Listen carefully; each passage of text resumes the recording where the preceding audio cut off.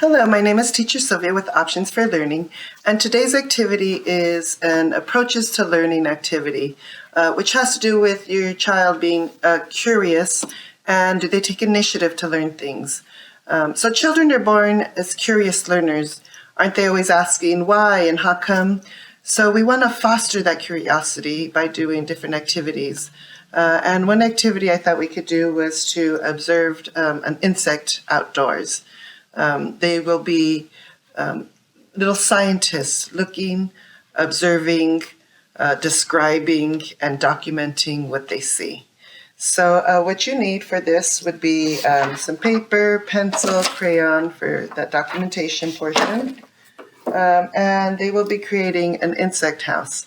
Now what we have is a little observer here with a little handle, and this has a little clear little dome with little holes so that the insect could breathe. In here I have a little plastic cricket. You can look for any type of insect. Ask your child what they want to look for.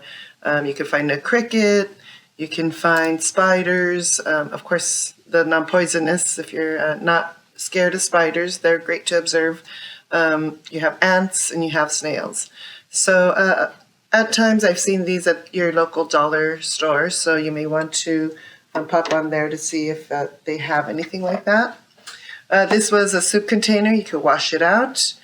Just be sure to poke some holes so that whatever insect you find can breathe. And you can add some grass or some petals. Here I found a pretend ladybug. And if you find these insects outside, be sure to teach your child about respecting nature. We learn and we teach them to respect other people. We want to respect nature as well. These animals could be, these insects could be observed and then placed back into their environment. If you happen to purchase, you could purchase crickets at your local pet store. Those insects would not go back into the wild. You would not release them out. They're not accustomed to being out in the wild. Maybe you could return it. Sometimes they have feeder crickets, and goldfish eat crickets. So that'd be another science activity. If you have plastic cups, you can use some tape it around.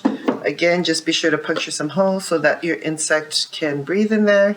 This has some decoration, but it's still pretty visible. Depending on what you have, the clearer the better.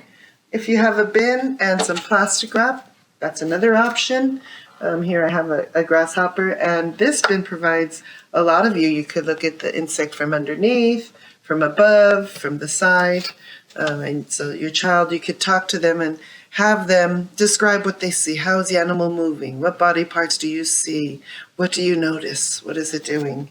You can also do some research online, look at books or magazines for information prior to looking for an insect or during even. And that helps your child to seek out ways how to find information about things in the environment that they're looking at.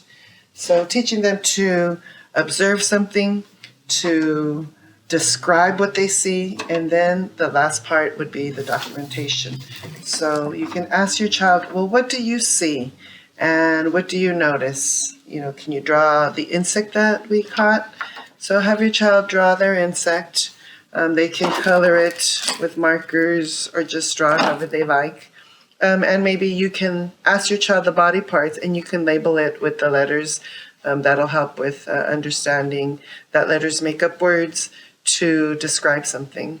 So there you go. I hope you enjoyed my activity. Thank you.